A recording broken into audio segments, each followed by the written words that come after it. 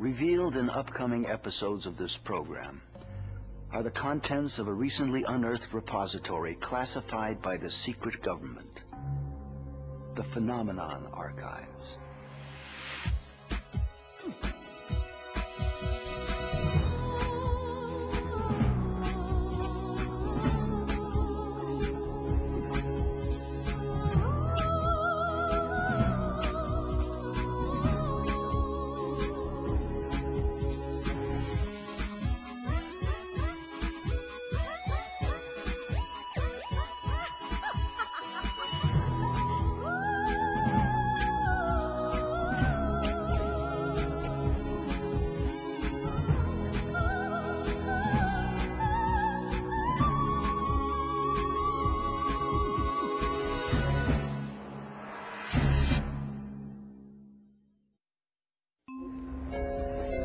Is there a secret history of the United States intentionally hidden by the mainstream media? Could there be a secret society of fat-moneyed businessmen whose agenda has been the cause of every major war and economic depression? Is there a shadowy elite gently pulling the strings of our world to bring about their own self-serving political program? The answers may surprise you. Nearly 200 years ago, Thomas Jefferson wrote, "If the American people ever allow the banks to control the issuance of their currency, the banks and corporations that will grow up around them will deprive the people of all property, until their children will wake up homeless on the continent their fathers occupied." Throughout the history of the United States, there's been this running battle over who controls how much money is in the system. Will it be some privately owned central bank, or will it be the people, the Congress, for the benefit of everybody in the country? Everything evolves around the Federal Reserve, a private bank that was given a monopoly on the creation of paper money. Every $100 bill which the Federal Reserve System prints and is sold to the United States at full face value represents a $100 loan. Even though the government pays for it, they still pay interest. 100 years after Jefferson, Abraham Lincoln pondered these same issues. The government should create, issue, and circulate all the currency, he said. Creating and issuing money is the supreme prerogative of government. Adopting these principles will save the taxpayers immense sums of interest, and money will cease to be the master and become the servant of humanity.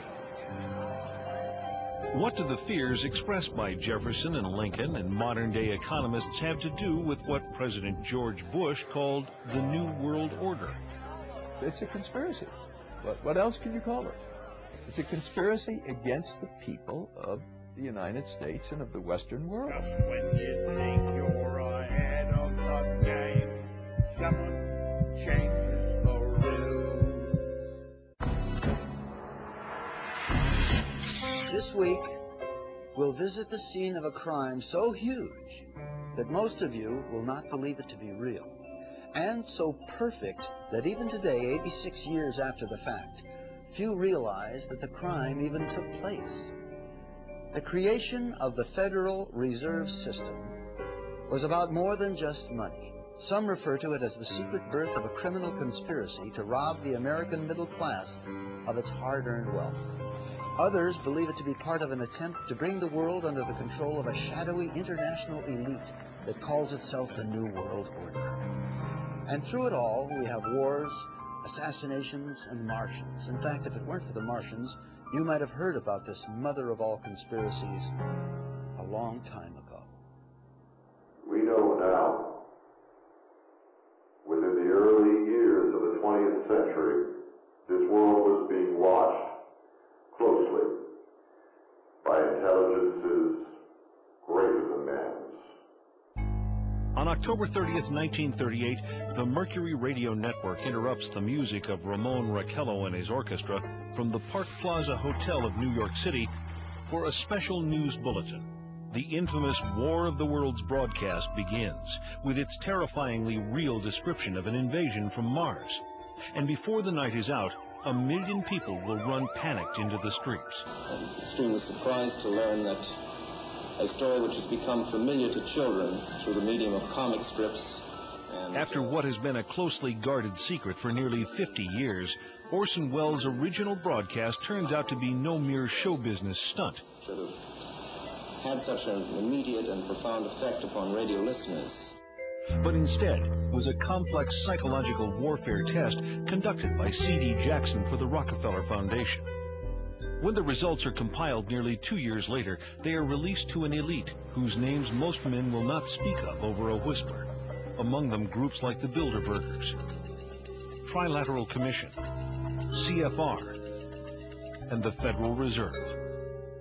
C.D. Jackson was the equivalent of being the head of the National Security Council in the White House under Eisenhower. He was the chief of psychological warfare. The breakthrough discovery that the War of the Worlds broadcast was actually a psychological warfare test is key to understanding why experts believe that the Federal Reserve, the Bilderbergers, and other closed exclusive elite groups are pulling the strings that control our societies. Well, it's a fraternity. They have a common objective, and this common objective is to maintain control. America grew so rapidly and became wealthy so quickly that really we've always been the thorn in the side of this New World Order crowd. They've just never been able to get us completely under their control. So America is the target, and once they finally get us subdued, the rest of the world would fall very quickly. Moguls like the late J.P. Morgan, a man so excessively wealthy his likeness adorns the tycoon card in the board game Monopoly, are all safely cloaked behind their own carefully constructed versions of history. But are the private agenda of these select few woven permanently into the fabric of world economy? Are we simply the unwitting pawns in a game whose rules were written amidst the clandestine corridors of private social clubs 100 years ago or more? Hundreds of miles south of the banking capital of the world, New York City, just off the coast of Georgia, Jekyll Island provided a winter retreat to the rich and famous. This tiny ocean getaway was formerly owned by the monopoly man himself, international financier J.P. Morgan. Here, in a conclave intended to remain secret forever, 6 international bankers plan what is to become America's most powerful private institution, the Federal Reserve System.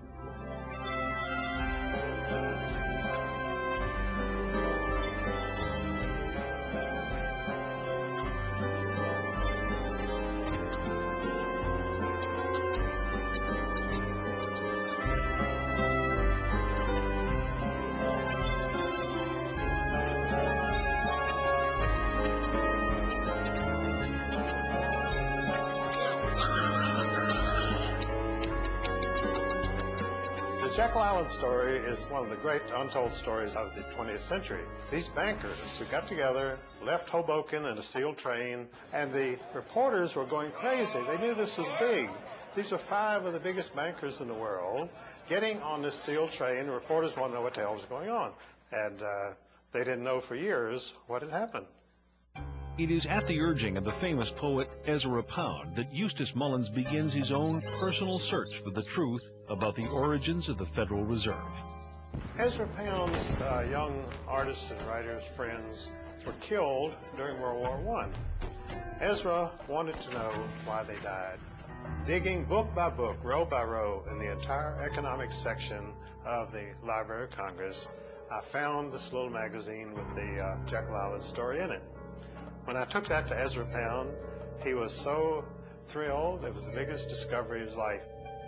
In fact, Ezra Pound called the Jekyll Island story the biggest detective story of the 20th century. But why? Andrew Gray, grandnephew of one of the 6 men who met to plot the creation of the Federal Reserve System, scoffs at talk of secret cabals. Well, I'm asked whether the Jekyll Island meeting can be automatically classed as a conspiracy. And the answer, first of all, is that the need for secrecy does not necessarily imply conspiracy. Very important legislation of any kind cannot be drafted in public forum. Back in 1910, they called themselves the Jekyll Island Club. Collectively, members represented more than 1/6 the wealth of the entire world. So anxious were they to keep any knowledge of their meetings secure, they used code names even when talking to friends. "We're going to Jamaica," they would say. and those in the know would understand they were traveling to Jekyll Island. The immediate excuse was the money panic of 1907, which was engineered by Jacob Schiff and the Rockefellers to gain control of some corporations they were after. And so then they said, look, we've got another nationwide panic, we've got to have banking reform. The birth of the Federal Reserve System, we know, was at Jekyll Island, Georgia, in a secret meeting that took place that was attended by Senator Aldrich, who was the chairman of the banking committee, and whose son I knew, incidentally, Winthrop Aldrich, when he was chairman of the Chase Bank. The Aldrich Bill, as it was initially called, received such violent opposition from Democrats and reformers like William Jennings Bryan that despite avid lobbying by the monopoly men, the bill quickly went down to defeat. Once the Aldrich Bill flopped, the bankers immediately moved to Plan B. It didn't work from trying to push it through with Republicans, so they tried to push it through with Democrats. We had, in 1912, a very popular president, a Republican named William Howard Taft. The bankers needed Woodrow Wilson to sign this act into law. He did not have much charisma. He had not a chance against William Howard Taft. Teddy Roosevelt. He was an explosion upon the political scene. Dynamic, outspoken, warm, colorful, exciting, inspiring. And under the surface was a man of ideals. You could say that J.P. Morgan really owned Theodore Roosevelt. You see, his right-hand man, vice president of his bank in New York, George Perkins, lived at the White House. He was a liaison man with the president. And so they drug Theodore Roosevelt out of obscure retirement. Roosevelt formed the Bull Moose Party and split the Republican Party and elected Woodrow Wilson. That's the only way they could do it. Woodrow Wilson, immediately after his inauguration, called a special session of the Congress to do away with the protective tariff, which had been the thing that had built this country. The second thing that happened was that the income tax came in. And the final thing was the creation of the Federal Reserve, which took place in December, around the Christmas holidays in 1913, that put the cap on this whole revolution. Most of the senators had gone home for the Christmas holidays. We call that in legislative circles having the skids greased. And the skids were greased, and they just slid it right on through. Without much fanfare, the president signed it. It became law of the land. One of the major opponents during the Federal Reserve Act battle was Representative Charles Lindbergh from Minnesota, who, interestingly enough, was the father of aviator Lucky Lindbergh, the first guy to cross the Atlantic Ocean solo. And Lindbergh fought them tooth and nail and referred to the Federal Reserve Act as the worst legislative crime ever perpetrated in the history of the United States. And that may indeed well be true. By 1916, even President Wilson was worried. He lamented, "The growth of the nation and all our activities are in the hands of a few men." Near the end of his life, Wilson said that he had been deceived into signing the Fed into law, reportedly murmuring just before he died, "I have unwittingly ruined my government." In law, when any people meet together to plot to rob somebody, that becomes a criminal operation. It can never be anything else. Throughout its subsequent history, it can never overcome that initial criminal beginning. And that's where we are today, a criminal syndicate. That's all it is. It's all it ever has been. Did the creation of the Federal Reserve represent a takeover of the United States by shadowy international financiers? Certainly, the Fed was designed to serve somebody's interest, but whose? Not the American banking community. It was the international banking community. The Morgans were an international family. The fortune had first been made in England, but they were allied with the Rothschilds and others in England, and one of their agents drafted the script for the Federal Reserve. The Rothschild family is one of the wealthiest families the world has ever known. By the early 1800s, they established themselves as the most important bankers in all Europe. By the end of the 19th century, they are said to control half the wealth of the world. As Rothschild biographer Derek Wilson explains, Rothschild critics have justification for their anxiety. The The House of Rothschild is immensely more powerful than any financial empire that has ever preceded it, and it's able to control governments behind the scenes, secretly. Economic power, political power go hand in hand, and it's like Mayor Rothschild of the Rothschild banking family in Germany said, "Give me control of a nation's monetary system, and I care not who writes their laws." Nathan Rothschild in 1820 might have had more right to say that than any of his successors. The statement is more or less absurd. The Federal Reserve does not control the money supply. The Federal Reserve influences the money supply. To say that the Federal Reserve only influences the money supply is like saying a robber with a gun to your head is only influencing you to give him his money.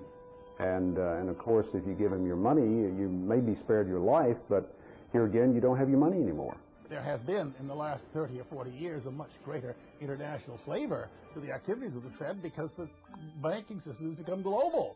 And you could no longer regulate the U.S. money supply by simply via the domestic Federal Reserve banks.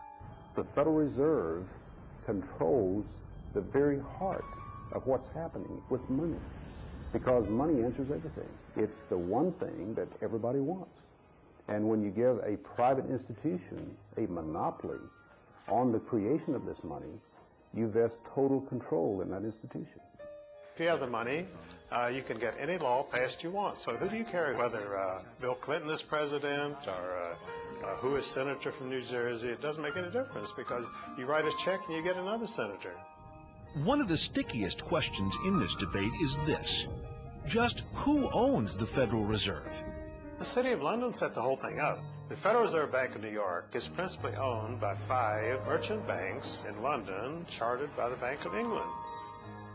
Perhaps England, which many have considered a political satellite of the United States in recent years, is really the one pulling the strings of international policy. It's not a matter of who owns the Fed, it's who controls it. The government has given the banks a monopoly, and then you see the Justice Department doing nothing about the bank mergers. A monopoly can only exist with government assistance, and they've given great assistance to the banking monopoly.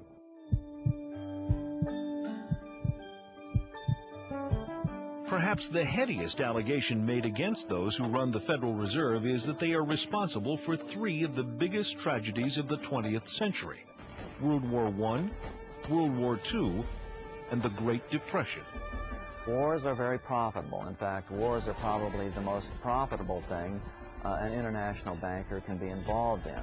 So consequently, throughout the last at least 300 years of North American and European history, you see incidents of international bankers backing both sides of a conflict. They'd been trying to have a war in Europe since 1885, but the central banks of Europe had already bankrupted all the nations of Europe. They had no money. The only money was here in the United States. In order to get that money, they had to put a central bank over on the American people. It was sold as a way to bring stability to the American economy. Well, what happens just a little over a decade after the passage of the Fed? We see the biggest depression of this century in any case. For the 16 months prior to the crash of '29, the Federal Reserve increased the money supply by 62%. Now, what was happening back then? Much like it's happening today. People were buying and selling, pledging and borrowing, thinking the good times would never end. And then at the time of the crash, they pulled the plug on the money supply, and the people who had pledged their stocks, their bonds, their homes, their cars, everything, they pledged their savings accounts, they lost it all. Selling guns to one adversary while making loans to another is a common way these boys make their profits during war. And when profits begin sagging, people like Jacob Schiff, Max Warburg, and J.P. Morgan knew how to build them up again. Surprise, surprise, it's a documented fact that these fellows financed Trotsky and Lenin with billions in golden credit to initiate the revolution in Russia. With Russia out of the war and America in, the conflict was extended by at least another 2 years. 2 more glorious years of gun sales and wartime bank loans, upon which to earn interest for many more years to come. There is no question that war is a profit-making business. After World War I, Senator Gerald Nye held very famous hearings here in Washington where he dragged in some of the biggest bankers and industrialists and put them on the spot and just examined profits that were made by some of these major interests. War isn't profit-making business. Anybody who says otherwise is a liar or a fool. They were able to manipulate us into World War I, and as a matter of fact, the war stretched out for at least another 2 years beyond what it would have gone. Just when you think you're ahead of the game, someone changes the rules. They did this knowing, with malice aforethought, to strengthen their own profits and to build their own institutions, their own banking institutions. Many people believe that virtually all of the wars of this century have been caused for reasons that benefit small financial groups, those that move in the sphere of influence of the Bilderberg and Trilateral Commission. For an example, the war in the Balkans right now. Who's been providing Milosevic with arms and weapons? The Soviets have. Who has been financing the Soviet Union, their military industrial complex? The United States has. European bankers have. So the bankers have been financing both sides of every major conflict. Conflict brings progress, but controlled conflict brings controlled progress. Every major war, every major conflict, arms sales, loaning money to governments. You get their people to pay you interest back into the coffers of the bank, money that you created out of nothing. Nobel Prize Milton Friedman claimed that the Federal Reserve caused the Great Depression by deliberately reducing the amount of money in circulation. Depositors all over the country were frightened about the safety of their funds and rushed to withdraw them. There were runs, there were failures of banks by the droves, and all the time the Federal Reserve System stood idly by when it had the power and the duty and the responsibility to provide the cash that would have enabled the banks to meet the insistent demands of their depositors without closing their doors. Congressman Louis McFadden, chairman of the House Banking Committee during the crash, agreed, saying, "The Great Depression was a carefully contrived occurrence by international bankers seeking to bring about a condition of despair so that they might emerge as the rulers of us all." There was a memo circulated in advance of the stock market collapse. All the big guys, or the insiders, let's say, got out of the stock market during that 4-year period. They all got out. They were cash heavy when the market crashed. They were able to buy up major corporations for pennies on the dollar. Franklin Roosevelt's own son-in-law called the Depression the deliberate shearing of the public by the world money power, triggered by the planned sudden shortage of call money in the New York markets. Insider Joseph Kennedy's wealth grew from $4 million in 1929 to over $100 million 4 years later. Then, as now, America's press failed to tell us what was happening. These scenes of unrest in America have never been seen before. Cameramen would shoot them, but newsreels wouldn't play them. Controlling the news started early in America. Of course, the lighter side of the news continued to get lots of play. And they're off. Around the first bend, it's Bronco William by a beat. Alex Miller is second, and Kyle skipping a jump. Now coming around the turn is Fox Miller. Kyle skipping a jump is second. And Kyle skipping a jump is down. Oh, ladies and gentlemen. Fortunately, populists from President Andrew Jackson to William Jennings Bryan to Father Charles Coughlin were courageous enough to speak the truth. May I remind our President with all due respect that not one of these soldiers cast a ballot on that fateful Good Friday night in the spring of 1917 to force a peace-loving nation like ours to take up arms for the profiteers and the exploiters of mankind.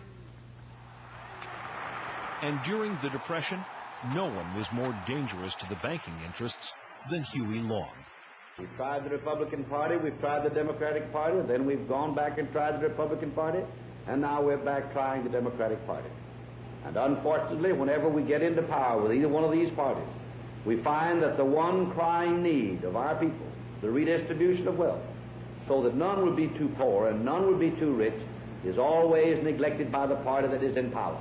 How many men ever went to a barbecue and would let one man take off the table what's intended for 9/10 of the people to eat? The only way you'll ever be able to feed the balance of the people is to make that man come back and bring back some of that grub he ain't got no business with. But assassination as a tool of political policy was nothing new to this crowd.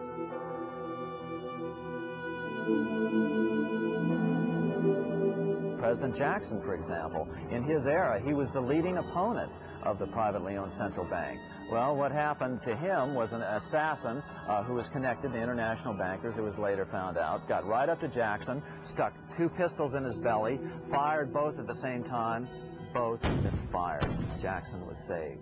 And interestingly enough, even though history books don't spend much time dwelling on this bank problem, Jackson himself numbered this as his leading accomplishment. In fact, on his tombstone, do you know what's on it? It's "I killed the bank." Someone changes the rules. Going back to the American Civil War, Germany's Chancellor Otto von Bismarck declared, "The division of the United States was decided by the high financial powers of Europe." They were afraid that the U.S. would upset their financial domination over the world. They saw tremendous booty if they could substitute 2 feeble democracies burdened with debt to the financiers in place of the vigorous republic sufficient unto herself. Abraham Lincoln realized this, and so stood firmly for preservation of the Union. But Lincoln needed money to win, lots of it. He went to the Wall Street bankers who wanted 36% interest per annum. Honest Abe chose a less expensive alternative, choosing to have Congress issue the money. The bills were called greenbacks, and they weren't backed by gold, only by the full faith and credit of the United States. With Congress issuing the money, not 1 penny of interest was paid to private bankers. The assassination of Lincoln was related to the bankers wanting control of the money. The same thing went for John Kennedy, that he was planning to reintroduce the U.S. notes rather than Federal Reserve notes. And of course we go back to the Constitution of the United States, which provides that the Congress shall coin the money, the currency, and regulate the value thereof. If you go out and ask the average person on the street who issues the money, they'll say the government issues the money.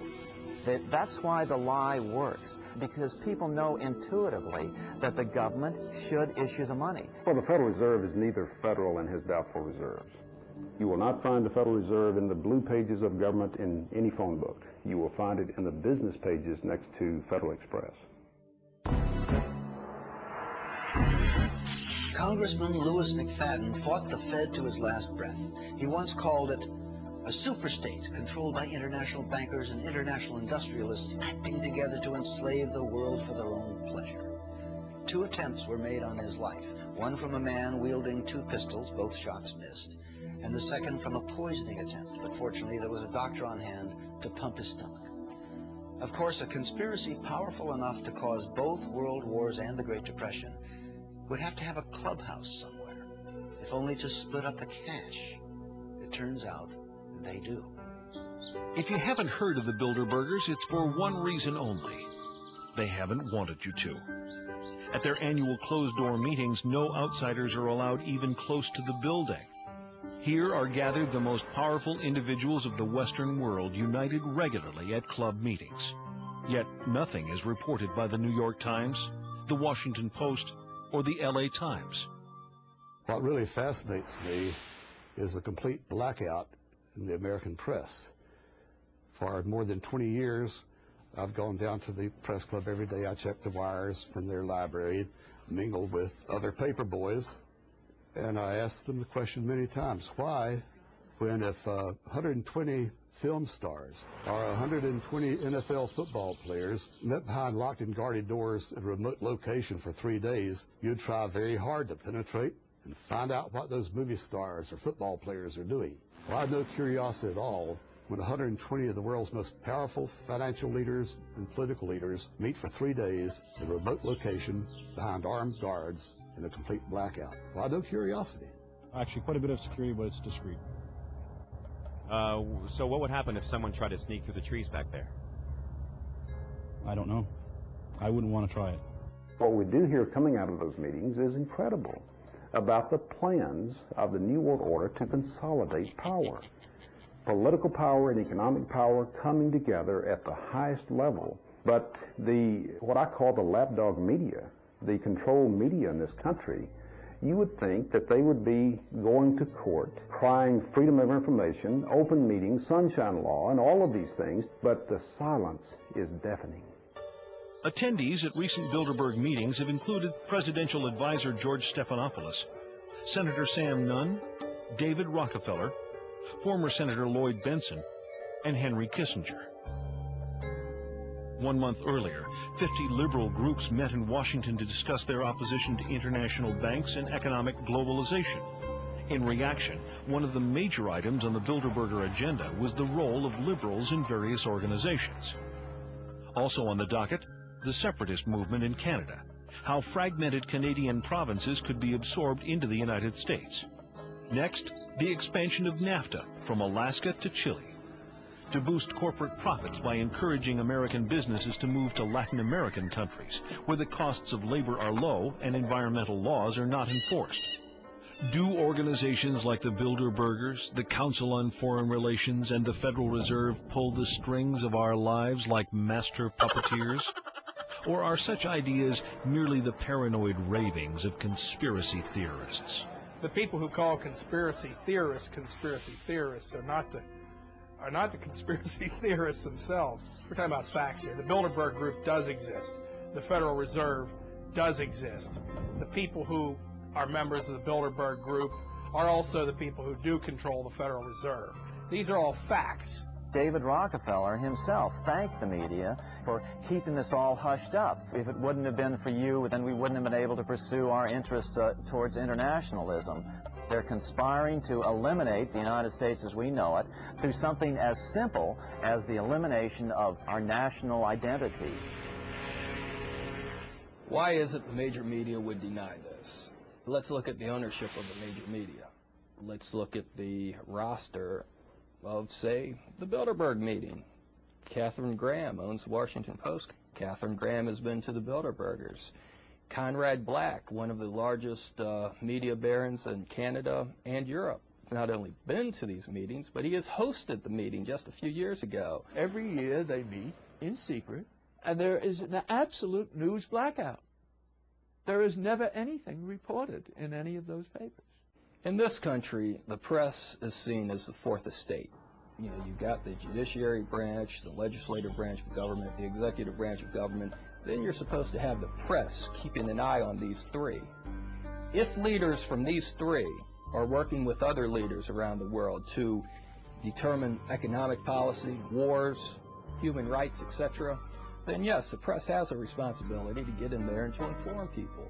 But just 2 years ago, I think 1997, the First Lady attended the meeting in Georgia. A few papers in Georgia picked it up, but this is the First Lady at a meeting with people who really arguably want to rule the world. Now that should have been front page news. Well, the fifth estate are the international bankers, and they just couldn't accomplish their goals without being to control the electronic media. Now, what they hate more than anything else is this outbreak amongst the internet, cable TV, radio talk shows. That's what they can't control. They need control, and without it, they aren't going to get what they want. Of course, one person's sinister conspiracy could just be another person's private affair. The Bilderberg is a clubby atmosphere. That's what it is, really. It's a clubby affair. By invitation only.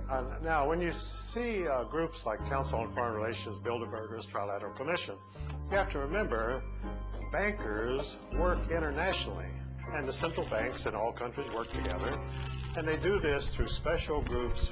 They formed the Council on Foreign Relations at the Versailles Peace Conference after World War I. Now, many conservatives believe the CFR runs in the United States, but it only does it secondhand because the real orders come out of London first. Decisions arrived at in secret Bilderberger meetings apparently do affect our lives as much, if not more, than the policies adopted through Democrat-Republican squabbling. When no other newspaper bothered, the tiny Washington publication The Spotlight single-handedly invaded the shroud obscuring these secret gatherings. Well, by penetrating the secrecy of Bilderberg, we were able to do an advanced story on the end of the Cold War, the downfall of Maggie Thatcher, an advanced story on the Persian Gulf War, then President George Bush's reversal from his read my lips, no new taxes pledge. The financial entities that dominate the Federal Reserve, the Bilderberg Group, are largely centered around the Rockefeller family and the Rothschild family. Names such as Chase Manhattan, Citibank, all these groups that move in the Rockefeller sphere of influence and the Rothschild sphere of influence are the glue that hold the Bilderberg elite together. Most troubling of all is evidence that the attendees of these secret meetings may even choose our presidents. In December of 1974, there was a major headline on the editorial page of the Atlanta Constitution that said Jimmy Carter is running for what? And the what was about this phrase. I'm running for president. Jimmy Carter had been a one-term governor of Georgia, hardly known to the American people. He, however, had an entree into the international elite through his membership in David Rockefeller's Trilateral Commission. No one had ever heard of Jimmy Carter. I think that's fair to say. Yet, within the next several years, as he announced his presidential campaign, started moving towards a Democratic presidential nomination, he started getting a lot of favorable media coverage, particularly from media connected to the Rockefeller sphere of influence. Jimmy Carter was painted as a populist, a man of the people. I remember when we couldn't find a microphone. When in fact he was moving in the highest circles of the international elite. When we discovered that the obscure governor of Arkansas, Bill Clinton, had attended his first Bilderberg meeting in Baden-Baden, Germany in 1991, we were able to anticipate a political future for the young man. When I discovered in 1991 that Bill Clinton had attended the Bilderberg meeting, I was able to predict that he would be the candidate for the presidency of the Democratic Party. I didn't think he'd be elected president, incidentally. And so they picked him. The Bilderbergers actually picked him to be the president. And will, to the best of my ability, preserve, protect, and defend the Constitution of the United States. Preserve, protect, and defend the Constitution of the United States. So help me God. So help me God. Bill Clinton, like Jimmy Carter, was a product of the Rockefeller empire. Bill Clinton has a few up on Jimmy Carter, though. Not only was Clinton a member of the Trilateral Commission, but he was also invited to become a member of the Council on Foreign Relations. He had the imprimatur of the Rockefeller and Rothschild families. Well, you know, I grew up like everybody, every other kid in the United States, thinking, President of the United States, most powerful man in the world. But it's just not the case. You know, even Bill Clinton has admitted that he is only a virtual president anymore. That was in a speech in September of 1998. Just when you think the economy's stable, just when you think you're made in the shade, someone changes the route. Is there a conspiracy? If we are onto the fomenters of what's loosely called the New World Order, the free movement of capital and goods across national boundaries is clearly a big part of their agenda. The global elite have been the primary promoters of free trade precisely because of the fact that they are the ones who control the major multinational corporations. They are the ones who want to build televisions in Mexico and in impoverished third world countries and pay these people sub-minimum wages, slave wages, and then export them at gigantic profits back to the United States. But we're told by the major media in this country, which is tied in again with these international elites, that, oh, well, this is a temporary thing. It really is good for America. But it's not good for America. Look at anybody who's lost their job. Look at how their family suffers. That's the Bilderberg Group at work. That's the Trilateral Commission. That's the Federal Reserve. All these elite groups that they're benefiting, but the average American isn't. These families have been mostly in the banking business for at least 500 years, most of them. They were in the slave trade. They were in the opium trade, because these people are not interested in 5% a year return.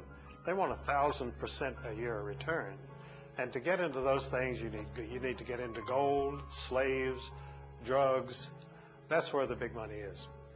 Fiat currency is what we have. Fiat, meaning no thing, nothing, having no value.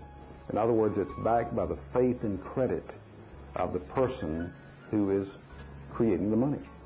If you have a private bank out here that is creating this money, then your faith is in their ability to keep the value of this currency to where everybody accepts it. We have to understand that people, not governments, not central banks, nor nation states, but people ultimately determine what money is and what money is not. It's been that way for over 5,000 years. This brings us back to our initial question. Are we citizens of a great democracy, or is something more convoluted and sinister at work? Is there anything wrong with the best and the brightest controlling our country, or potentially in the near future the entire world? Are international financiers in control of our lives? Are they masters of the universe?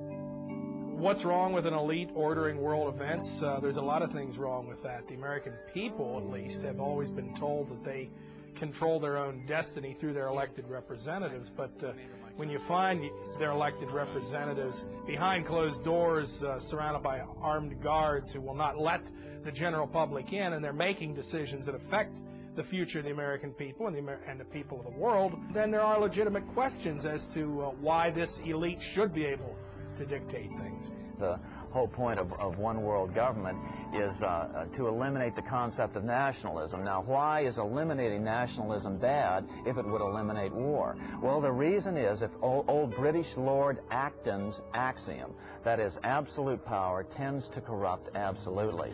If you could print $1 billion tomorrow, well, you could be a master of the universe. But you can't, because they have the monopoly.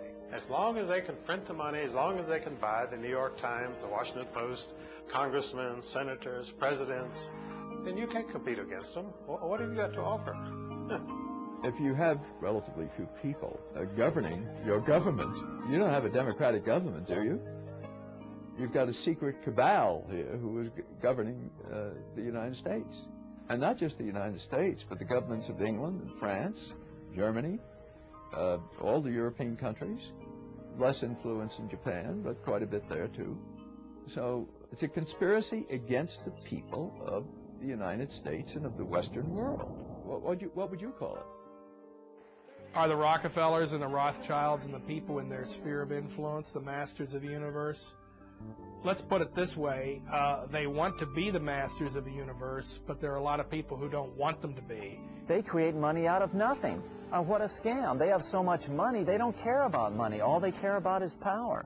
All they care about is being able to control the political situation so it goes their way. But they still have not been able to succeed in America because of the wealth and the independence and the patriotic spirit of the American middle class. That's the only thing that's holding this world from a situation of total despotism. See, if I serve you a black cup of coffee and it's 95% coffee but 5% arsenic, it's mostly coffee, but it's going to kill you in the end.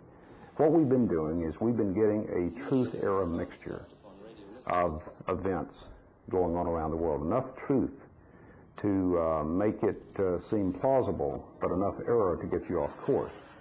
A lot of it has to do with our educational systems, where we've been dumbing our kids down. And when you dumb them down, it's the cruelest form of censorship, because most of this current generation can't even read the books that these guys would be scared of. It's only fitting that we end with a quote from the man who started it all, Woodrow Wilson, a dreamer who tried to change the world for the better, but who in his final years ended up regretting many of the important accomplishments attributed to his presidency. We are controlled by a small group of dominant men, he said, of the worst ruled and most completely controlled governments in the civilized world. Is there a sinister conspiracy in control of our lives? Are there masters of the universe? If there are, I'm not one of them, nor would I want to be. Democratic societies have always been the crowning glory of human civilization, and in a democracy, the people decide. They don't have their decisions made for them. Masters of the universe, you've seen the evidence, you decide. Just when you think that your life has turned sunny, you're counting your money, tasting the honey. Just when you think you're ahead of the game, someone changes the rules.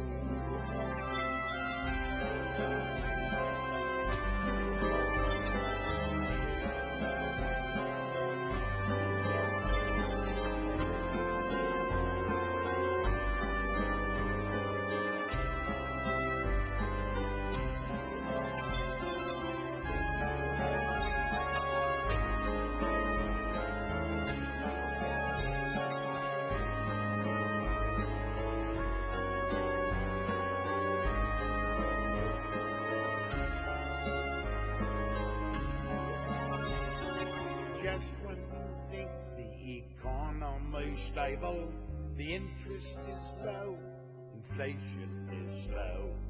Just when you think you're made in the shade, someone changes the rules.